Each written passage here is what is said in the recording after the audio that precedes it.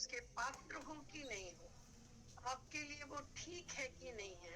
वही वाली बात की जो एक बार हमने कथा किसी श्लोक के उसमें की थी कि नारद जी ने भगवान जी से कहा कि जो मेरे लिए ठीक हो ऐसा रूप मुझे हरि का ही रूप दे। तो एक तरफ तुम हरि का रूप मांग रहे हो, फिर कह रहे हो जो मेरे लिए ठीक है।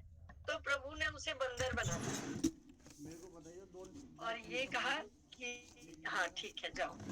और पता चला कि वहां पे जाके विष्णु जी स्वयं ने वो शादी कर ली और नारद जी वंचित रह गए। अब कोई कहे कि इससे अच्छा ये देवता से मांगते तो इनको मिल जाता, बिल्कुल मिल जाता, लेकिन फिर उसका बाकी का काई क्लेश कौन देखता। फिर वो उनकी जिम्मेवारी नहीं थी, क्योंकि ये अब आपका कर्म हो गया, उस कर्म का फल आप ही भुगतोगे। ठीक उसे इसीलिए तो जितने लोग आपने देखा होगा, स्पेशली जो हम समझते हैं बात को, असुरों के साथ ज्यादा समझ में आती है कि किसी ने मांगा कि मैं तो ऐसे ना मरूं, ऐसे ना मरूं, ऐसे ना मरूं, ऐसे क्या, हाँ ठीक है। ये नहीं सोचा कि भाई ये अब इतनी उम्र लेने के बाद इस उम्र का करेगा क्या, कि सबको दुखी करेगा, सबको मारेगा, अत्याचार नहीं। क्योंकि एक कर्म हुआ और देवता उस फल को देने के लिए बाध्य हैं, तो यदि आप देवताओं के प्रति कर्म को करोगे तो उसका फल अवश्य मिलेगा। और उसकी अच्छे बुरे की जिम्मेवारी आपकी, उस अच्छे बुरे की जिम्मेवारी उस देवता की नहीं है। आपने मांगा, आपको मिल गया। आपके घर में आपकी माँ है, अगर आप माँ से कोई सामान मांगते हो तो वो कहेगी कि नहीं बेटा तेरे को जुकाम लग जाएगा, मैं नहीं देती। लेकिन वही चीज अगर आप नौकर से मांगते हो कि मुझे ये लाके दे, उसी किचन से उसी जगह पर बैठे हुए दो अलग अलग व्यक्तियों ने अलग अलग व्यवहार दिखाया। उस आपने कहा कि मेरे को कोल्ड ड्रिंक लाके दे या मुझे ठंडा पानी लाके दे, वो दे देगा। उसको क्या मतलब कि आप बीमार हो रहे हो या नहीं हो रहे हो, उसका काम है देना, वो देगा। लेकिन यदि आप अपनी माँ से कहो तो वो ये कहेगी कि बेटा तू जुकाम तेको बहुत जल्दी लग जाता है, तो ये पानी मत पी।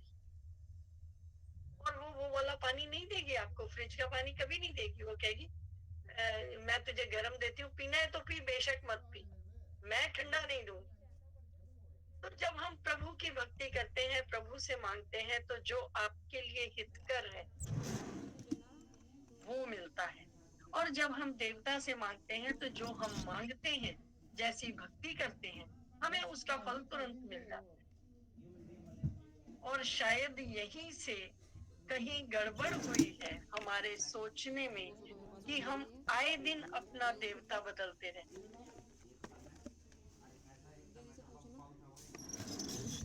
तो किसी ने कहा कि उत्तमता किसमें है? बोले उत्तम बात इसी में है कि आप अपने भगवान को ही देवता बनाकर उनसे मांगो, वो भी देंगे, पर अगर तुम्हारे हित में नहीं है तो नहीं मिलेगा।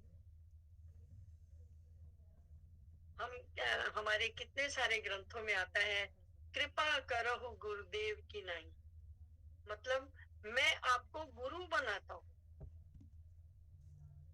हनुमान जी मुझ पर कृपा कीजिए, वहां मैंने उनको देवता नहीं बनाया।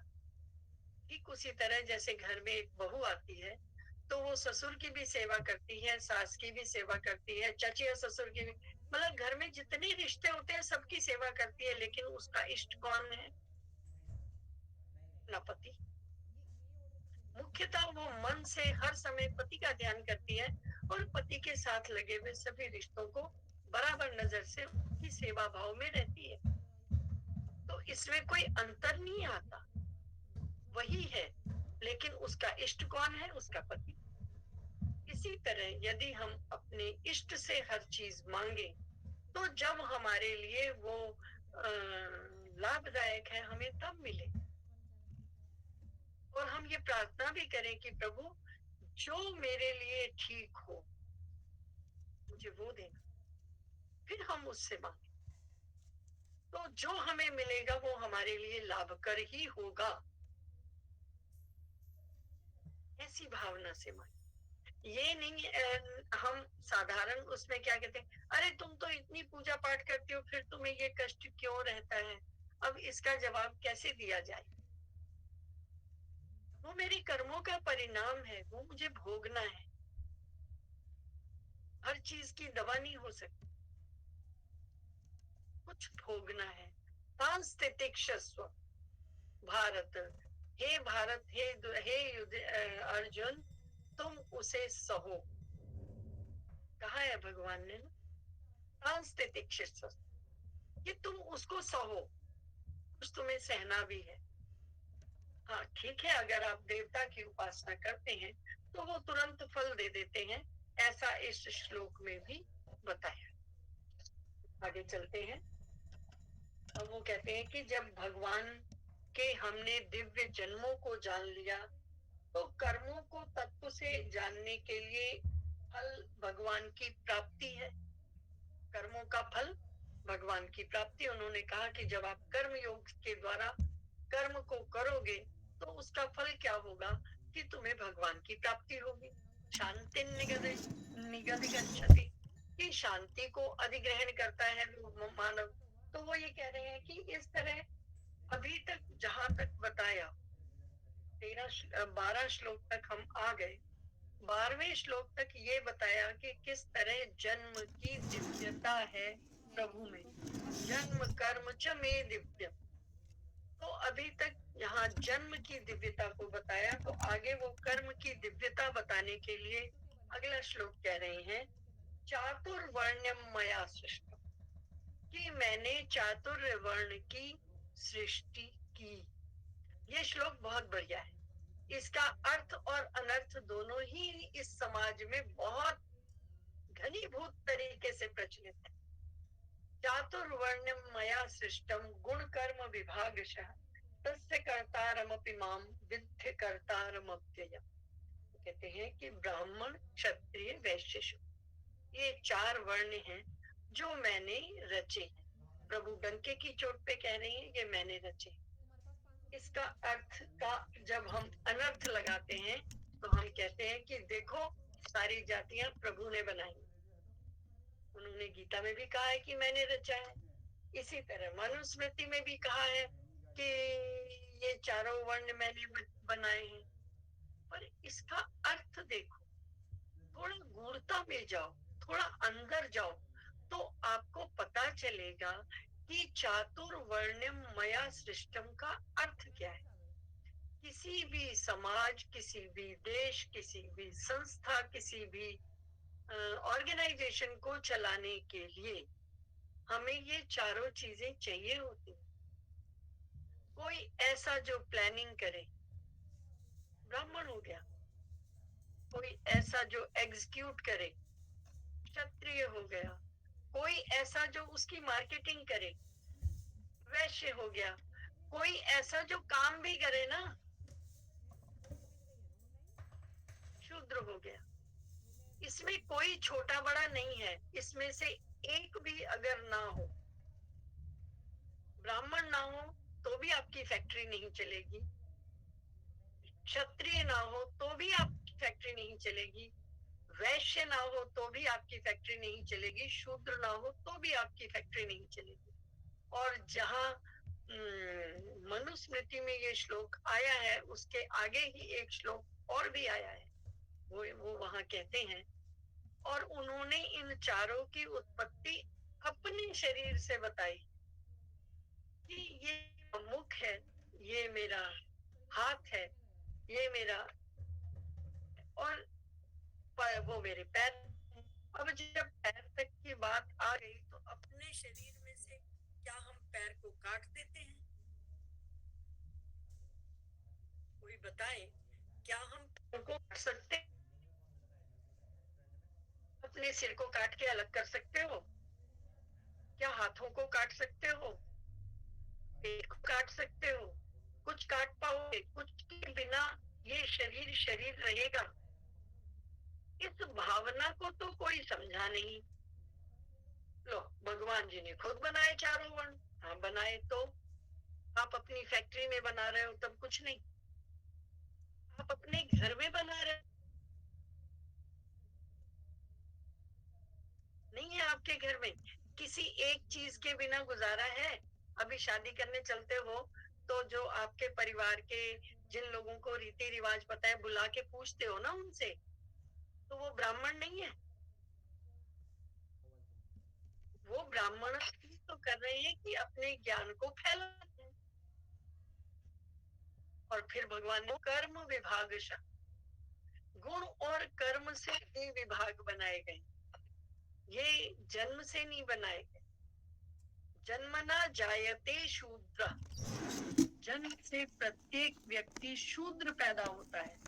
ये मेरे को तो कभी कभी लगता है भीमसेना वाला मेरे पास बैठे, मैं उसको बताऊं कि जन्म से तो हम भी शूद्र ही हुए हैं। संस्काराद द्विजोच्यते, संस्कार हुए हैं तो हम द्विज बने। द्विज मतलब दूसरा जन्म। दूसरा जन्म ज्ञान का होता है। हम पढ़ने गए, हम कोई हम में से लेक्चरर बन गया, कोई उसी लेक्चरर की विद्या से, लेक्चर से क्षत्रिय बन गया कि उसने बंदूक चलाना सीखा, वो सीमा पर चला गया, वो क्षत्रिय हो गया। किसी ने कहा कि नहीं मैं ना बिजनेस कर सकता हूँ, तो वो क्षत्रिय हो गया। और किसी ने कहा कि भैया अपने बस की नहीं है, हम काम करेंगे और तनख्वाह लेंगे, तो हम शूद्र हो गए। इसमें कहाँ है जाति की बात? कोई मेरे को बिल्कुल समझ नहीं आती। हम एक श्लोक के एक शब्द के लेकर हम कितनी बड़ी व्याख्या खड़ी करके बखेड़ा कर देते हैं। खेड़ा नहीं करते हम, बखेड़ा। मेरे को आप मुझे बताओ, मैंने आपको बताया, आप इस परिप्रेक्ष्य में इस सारे को देखो, जितनी भी ये रचना बनाई गई तो कहाँ गलत है? आप अपने किचन में मैनेजमेंट नहीं करते? पहले आप सामान लाते हो, ये ज्ञान है आपका। सामान आ गया, सामान को जगह अलग अलग जगह रखना, उनसे मतलब जीरे से क्या काम लेना है, हल्दी से क्या काम लेना है, नमक कहाँ कितना डलेगा, ये आपका क्षत्रियपना हो गया। और जब आप उसको कहते हो कि नहीं बेटा तेरे लिए ये ठीक है, बेटा तेरे लिए ये ठीक है, दिस इज मार्केटिंग, आप वैश्य बनते हो। फिर आप रोटी बनाते भी हो ना, दैट इज ए शूद्र कर्म। आप स्वयं अपनी रसोई में क्या ये चारों काम नहीं करते हो? तो फिर किस चीज को, किस अंग को काट के फेंकने वाले हो, ये बताओ। फिर भगवान के भगवान जी का झंडा लेके भगवान जी को गलत क्या साबित करते हो? तुम स्वयं की बुद्धि गलत, जो आप इसका अर्थ गलत निकाल। चारों चीजों के बिना कोई समाज नहीं चलता है। क्या पशु पक्षियों में चातुर्वर्ण नहीं है? है ना? आपका जो कौवा है वो शूद्र है, सफाई करता है। आपका गिद्ध है वो वैश्य है। जो आपका बाज है वो क्षत्रिय है। और जो आपका कबूतर है वो ब्राह्मण है। अब क्या ये सारे पक्षी एक साथ रहते नहीं? इनमें कोई छोटा बड़ा है? नहीं। तो ये हर जगह है, इसके बिना समाज चल ही नहीं सकता। क्या भगवान स्वयं परशुराम जी के अवतार में नहीं आए? शस्त्र धारण करने के कारण वो क्षत्रिय, ज्ञान धारण करने के कारण वो ब्राह्मण थे ना। कहाँ है, कहाँ कहाँ ये बातें आई? और क्या आज की स्थिति में अगर हम इसे जन्म से भी माने, तो आप मुझे ये बताएं, क्या हम में से कोई एक व्यक्ति भी, जैसे अब मैं कथा कर रही हूँ, बहुत छोटी सी बात कहती हूँ, मैंने अपने जन्म में कभी कथा ऐसे मतलब प्रोफेशनली जाके कहीं कथा नहीं की, जो ये हमारे आज के शब्द हैं। लेकिन मुझे कथा आई कहाँ से? मुझे किसी ने सिखाई? नहीं, मेरे पिताजी करते थे, मुझे आ गई, क्योंकि मैंने वहां जन्म लिया था, मैं बचपन से देख के आ रही हूँ, मुझे आ गई। तो ये जो लाइनेज है, ये कहाँ से आई? जन्म के कारण आई। एक डॉक्टर के घर में जो उसका बच्चा है, वो स्वयं से काफी कुछ जान जाता है। अगर उसे डॉक्टरी पढ़ाई जाएगी, वो अच्छा डॉक्टर होगा, क्योंकि उसके साथ अपने पिता का भी कुछ अनुभव है, जो उसका जन्म के कारण है। पढ़ने के कारण सारे डॉक्टर हो सकते हैं, लेकिन हम कहते हैं कि अरे नहीं नहीं नहीं नहीं, एक डॉक्टर साहब थे, उनके पिताजी हकीम थे, तो वो कितनी बार अपने इलाज में कहते थे, वैसे मैं आपको एक बात बताऊं, आप ना 2 काली मिर्च के दाने खा लो, ठीक हो जाओगे, आप चिंता ही मत करो। उनके पिताजी बताते थे। क्या उनको किसी ने डॉक्टरी पढ़ाते हुए ये बात बताई? नहीं बताई, वो घर से आई। आज भी आप देखो कि जिसके पिताजी वकील होते हैं और उसका बेटा भी वकीली पढ़ के आ जाता है, तो हम कहते हैं कि अरे यार, उसके पास तो अपने पिता का भी ज्ञान, वो अच्छा वकील है। तो ये चीजें, ये जो ज्ञान है किसी भी तरह का, बहुत कितने कई कई कारीगर आप देखो, जिन लोगों के पास गाड़ी है, स्कूटर है, वो लोग इस बात को बड़े अच्छे से जानते हैं। बिना पढ़े हुए सड़क की रोड पर बैठे हुए ये लोग कितने अच्छे जुगाड़ निकाल के आपको कहीं तक जाने का साधन बना देते। वो कहीं से इंजीनियरिंग नहीं पढ़ के आए, उनको किसी ने नहीं सिखाया, ये उनका पुश्तैनी धंधा है, सो उनको आता ही है। जिस वैश्य के घर में खूब सारे नोट हमेशा रहे, उसका बच्चा कितनी जल्दी जल्दी नोट गिनता है, ऐसा हम गिन ही नहीं सकते। सारी जिंदगी तनख्वाह लेने के बाद भी नहीं गिन पाए, लेकिन वो लोग क्या धड़के से दो दो दो दो दो दो नोट के, उनके घर से मिला है। तो घर से आने वाली सारी विद्याएं स्वतः आ जाती हैं, ये भी सत्य है, और उसमें उनकी एक्सपर्टी हो जाती है जब वो पढ़ भी लेते हैं। ये बहुत स्वतः बात है, ये बहुत साधारण बात है। ये इतनी बड़ी बात नहीं है कि लोग ये कहें कि ब्राह्मण ने ब्राह्मण बनाए। क्यों? नालायक ब्राह्मण नहीं होते क्या? ऐसे ब्राह्मण नहीं है जो कुकर्म भी करते हैं? वहां ऐसे भी तो होते हैं। अगर जन्म से ही सभी बहुत विद्वान हो जाएं, तब तो मैं मानूं कि ये जन्मना बनाया गया था। ऐसा तो नहीं है। कई कायस्थ बहुत अच्छा लेक्चर देते हैं। किसी भी जाति का व्यक्ति जब वो ज्ञान प्राप्त कर लेता है, तो वो ब्राह्मण हो जाता है। जाति जन्म से नहीं है, जाति आपके संस्कारात विजोच्यते से, जो आपको संस्कार मिले। अब बहुत छोटी सी बात है, हमारे जो राष्ट्रपति थे, मुस्लिम होते हुए भी गीता पढ़ते थे। उनका पड़ोस ऐसा था, उन्होंने वो सीखा। किसी को दूर कहाँ जाते हो, मुझे इतनी अच्छी पंजाबी बोलनी आती है कि लोग मतलब मुझे शुरू से पंजाबी मानते हैं, जबकि मैं पंजाबी नहीं थी। अब पंजाबी के घर में शादी हो गई, तो अब वो सीधा पड़ गया, लेकिन मैं बहुत अच्छी पंजाबी बोलती, क्योंकि मेरा साथ ऐसा था। तो हम सब कुछ जन्म से नहीं सीखते, साथ से भी सीखते हैं, और उससे भी ज्यादा जहां हमारी पढ़ाई होती है, हम उससे सीखते हैं। जन्म से भी हमें बहुत कुछ आता है। अब अगर यही बात मूर्तिकार के विषय में कही जाए, तो जो वास्तव में परंपरा मूर्तिकार हैं, वो पत्थर को देखकर बता देते हैं कि इससे नारी की, स्त्री नारी की अगर मूर्ति बनाई जाए तो ज्यादा अच्छी बनेगी, क्योंकि ये पत्थर स्त्रीलिंग है। और किसी किसी पत्थर को वो कह देते हैं कि ये पत्थर जो है ना, इससे भगवान जी की मूर्ति बनानी चाहिए, पुरुष भगवान जी। और किसी किसी पत्थर को कह देते हैं कि इससे ना स्कल्पचर अच्छा बनेगा। उनको पत्थर में तीनों चीजें दिखती हैं, स्त्रीलिंग, पुल्लिंग और नपुंसकलिंग। हम लोगों के लिए सारे पत्थर बराबर हैं। और वो उसको ज्ञान किसने दिया? किसी किताब में तो नहीं लिखा है, वो उसको ज्ञान उसकी परंपरा से मिला। फिर ये कहो कि परंपरा से ये सारे ज्ञान ब्राह्मणों ने इधर समेट दिए, या क्षत्रिय ने यहाँ समेट दिए, या वैश्य ने यहाँ समेट दिए, ऐसा नहीं है। ये स्वाभाविकता है कि कुछ चीजें हमें स्वाभाविक तौर पर आती हैं, और इसको हम लोग कई बार हंस के कह भी देते, अरे भाई ये तो इनको ये तो इनका खानदानी है, पुश्तैनी है, ये ज्ञान पुश्तैनी है।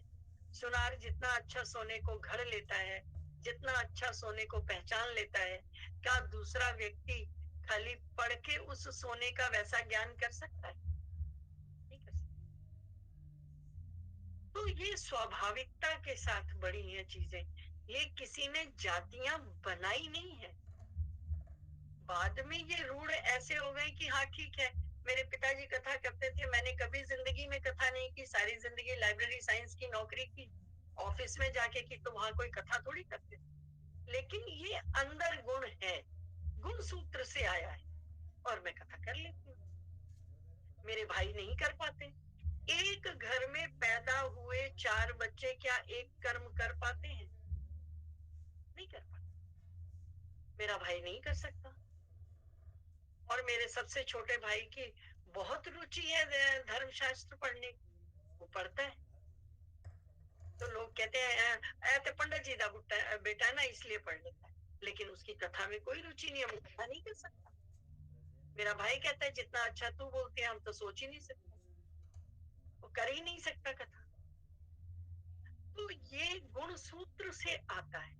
भगवान कहते हैं चातुर्वर्ण्यम मया सृष्टम। जो मैंने अभी आपको 5 व्याख्याएं बताई, इन व्याख्याओं के साथ इस श्लोक को समझने का प्रयास करें, तो फिर आप अनर्थ की तरफ नहीं जाएंगे जो लोग आजकल कर रहे हैं। चातुर्वर्ण्यम मया सृष्टम, ये चारों वर्ण मेरे द्वारा बनाए गए हैं। गुण कर्म विभागशः, इस सूत्र को देखें, कुछ गुण से आए हैं, कुछ कर्म से आए। इन विशेषताओं के साथ जो व्यक्ति जहां है वो वैसा बन गया है।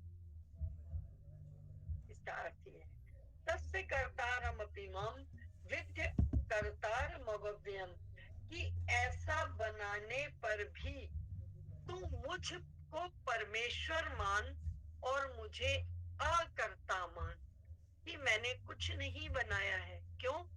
क्योंकि ये सब गुण कर्म विभाग से बने। ये ठीक है कि क्योंकि प्रभु के बिना तो कोई, प्रभु ने जितनी सृष्टि बनाई उसके अलावा तो कुछ है ही नहीं। जो भी कुछ अच्छा बुरा बना ये सारा प्रभु के द्वारा निर्मित है। लेकिन उस निर्माण में भी जो मुख्य बात कहाँ है, गुण और कर्म की बात है। कि आपके जैसे गुण थे, जिन गुण सूत्रों से आपका निर्माण हुआ, हम कहते हैं ना ये इसके डीएनए में है।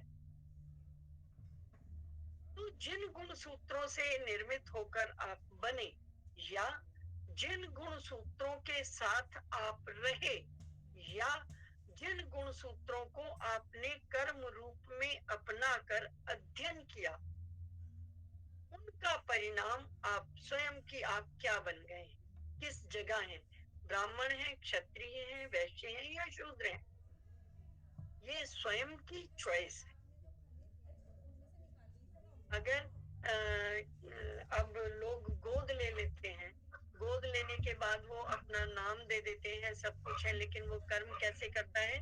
जो उसके गुण सूत्र से आए होते। और कुछ कर्म वो कैसे करता है? जिस घर में वो पलता है। वो पुरानी बात की तरह से नहीं बिहेव करता, वो जहाँ पलता है वैसा बिहेव करता है। लैंग्वेज आपकी होती है जहाँ आप रहते हो, जिसमें आपका व्यवहार होता है। लैंग्वेज आपको गुणसूत्र से मिल सकती है, लेकिन वो पनपती नहीं है, वो आपके अंदर है। समय के साथ अगर आप उस तरफ शिक्षा ग्रहण करें, समय के साथ आप अगर वहां जाएं, तो आपको वो आ सकती है। लेकिन वस्तुतः वो कहाँ से आती है? उस जमीन और उस पानी से आती है जहां पर आप पलते। तो प्रभु ये कहते हैं, लेकिन वो फिर उन्होंने क्या कहा कि इतना सब होने के बाद भी मैं करता नहीं हूँ, क्योंकि वो प्रभु पहले ही कह चुके हैं कि मेरे को ये सब कर्मम न लिप्यन्ते, मेरे को ये कोई लिप्त नहीं करता, मैं किसी के साथ नहीं हूँ। जो भी कुछ तुम हो अपने स्वयं के कर्मों का परिणाम। फिर प्रभु कहते हैं न मां कर्माणि लिप्यन्ते, मुझे कर्म लिपटती नहीं, मेरे को कर्म लपेटते नहीं है, मैं कर्मों से लिपटता नहीं और कर्म जो मैं कर देता हूँ वो मैं उनका कहीं भी मेरे को उसका फल नहीं मिलता। न मैं कर्म फले स्पृहा, जो उस कर्म का फल है उसमें मेरी कोई रुचि भी नहीं, मेरा कोई मतलब नहीं है। इति माम यो अभी जाना, जो इस तरह से मुझे जान जाता है, कर्म भी न सबध्यते, वो भी कर्म का बंधन नहीं, तब उनका कर्म कर्म नहीं होता। क्यों? क्योंकि वो ये समझ जाते हैं कि प्रभु ने पूरी सृष्टि रची, लेकिन प्रभु को उस सृष्टि रचने का कोई फल नहीं मिला। क्यों? क्योंकि वो हर किसी को उसके कर्मों के अनुसार छोड़ देते।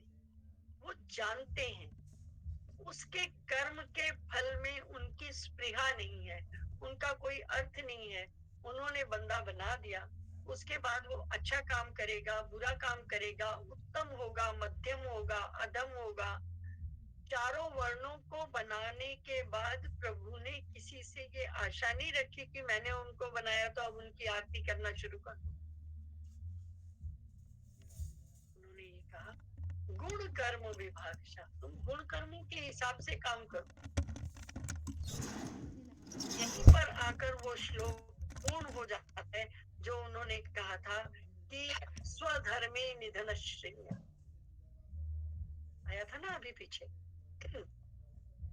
उस श्लोक की व्याख्या वस्तुतः यहाँ समाप्त होती है कि स्वधर्मे निधन श्रेय पर धर्मे भयावा, कि आप अपने गुण कर्म से जो आपको मिला है, जो आपकी योग्यता है, आप उस काम को करो। अब बहुत छोटी सी बात कि मैं तो साइंटिस्ट नहीं हूँ और मैं जाके दो रसायन मिलाने लग जाऊं और वहां हो जाए ब्लास्ट, और फिर मैं ये कहूं कि मैं तो एक्सपेरिमेंट कर रही थी, तो बेवकूफी है ना। तो ऐसा करने के लिए तो ना मेरा गुण था ना मेरा कर्म था, मैंने किसी दूसरे के अधिकार क्षेत्र में जाकर कुछ कार्य किया, तो उसका परिणाम क्या होगा? गलती होगी। यही आकर उसकी व्याख्या होती है कि स्वधर्मे निधन श्रेया, कि अपने धर्म में मरना भी श्रेयस्कर है, दूसरे धर्म में जाकर कार्य करना और उस कार्य का निष्फल हो जाना, ये तो स्वाभाविक है, होगा ही। या तो आप में उस कार्य को करने का गुण हो, या आपने उसको कर्म से सीखा हो, फिर तो ठीक है। अगर ये दोनों बातें नहीं है तो आपको वहां नहीं जाना चाहिए। और यही धर्म का अर्थ है जो आपने धारण किया है। यहाँ धर्म का अर्थ रिलीजन नहीं है, क्योंकि जिस समय गीता बनी थी उस समय कोई धर्म नहीं था, ना ईसाई धर्म था, ना मुस्लिम धर्म था, ना पश्तो था, ना सिंधी था, कोई भी धर्म नहीं था, सब सनातन थे। उस सनातन धर्म में प्रभु ने ये बात कही है, स्वधर्मे निधन श्रेय, तो वहां उसका अर्थ है धरणात् धर्मित्याहु धरणात् उच्यते, कि जो हमने धारण किया है वो हमारा धर्म है। जो जैसे आग है वो अनादिकाल से जलाने का काम कर रही है, वो उसका धर्म है जलाना। अगर हम ये सोचें कहीं आग लगी है उसको आग में बुझा दें, तो ये संभव नहीं है, वो जलाई गए, उसको उसका वो धर्म है। इसी तरह हमारा क्या धर्म है ये हमें निर्धारित करना है। चारों वर्ण बनाए गए हैं, आपने किस तरह से अपनी आजीविका चलानी है इसके लिए आप स्वतंत्र हैं। किसी ने मना नहीं किया है कि आप सारे वेदों का अध्ययन करके कहीं कथा नहीं कर सकते। आज भी कर रहे हैं लोग, कल भी करेंगे। किसी ने मना नहीं किया है कि आप अपनी बॉडी को बनाओ, आप अपने को फिट रखो और सेना में भर्ती हो जाओ। जो सेना में भर्ती होगा वो क्षत्रिय अवश्य है, लेकिन कुल में पैदा होने के बाद भी अगर किसी ने व्यापार किया तो वो गलत नहीं है, वो वैश्य है। क्षत्रिय कुल में रहकर भी कोई वैश्य हो सकता है, ब्राह्मण पैदा होकर भी कोई वैश्य हो सकता है, कर्म के हिसाब से। कितनी सुंदर व्याख्या है, और उसको रूढ़ करते करते करते करते हम कहाँ तक आ गए कि आओ सबको गालियां देनी शुरू कर। और ये कोई नहीं जान रहा है कि आज जो हम गाली देने का कर्म कर रहे हैं इसका भी कोई फल होगा। फिर जब देंगे तो कहेंगे मैंने तो कभी कुछ किया ही नहीं, बिना किए कुछ होता नहीं। ये क्यों नहीं मान लेते कि बिना किए कभी कुछ होता नहीं है। कुछ करोगे तभी कुछ होगा। अगर आप आइडियली बैठे हुए हो तो आपके मुंह में कोई खाना नहीं आ जाएगा, बिल्कुल नहीं आएगा। आप बैठ के देख लो 2 दिन, कभी नहीं आएगा। खाना तभी आएगा जब आप उठ के उसको खाने जाओगे। टेबल तक किसी ने बना के भी दे दिया, चलो किसी ने कमा के दे दिया, किसी ने बना के दे दिया, थाली में रख दिया, आपके अंदर तो बिना खाए नहीं जाएगा। कर्म तो आपको करना ही होगा। इसी की व्याख्या आगे चल रही है। समय हो गया श्री, क्योंकि आज मेरे पास घड़ी नहीं है, मेरे को ऊपर देखनी थी, मैं भूल गई। श्री कृष्ण गोविंद हरे मुरारी, हे नाथ नारायण वासुदेव। श्री कृष्ण गोविंद हरे मुरारी, हे नाथ नारायण वासुदेव। बहुत बहुत धन्यवाद आदरणीय दीदी, बहुत बहुत धन्यवाद। आपका जब चलता है ये ज्ञान वर्षा तो इसमें समय का हमारे सामने घड़ी भी लगी रहे तो भी पता नहीं चलता हमें कि घड़ी कहाँ है, क्योंकि हम तो आपके एक एक वचन को, एक एक शब्द पे ध्यान रखते हैं कि भाई आप जो हमें प्राप्त हो जाए और हमें भी कुछ ज्ञान मिल जाए। तो बहुत सुंदर आपने आता है। मैं भी बहुत संतों का, महात्माओं का सुन सुन के जो वो सिखाते हैं वही हम आगे बोल देते हैं। वस्तुतः ये एक खोज है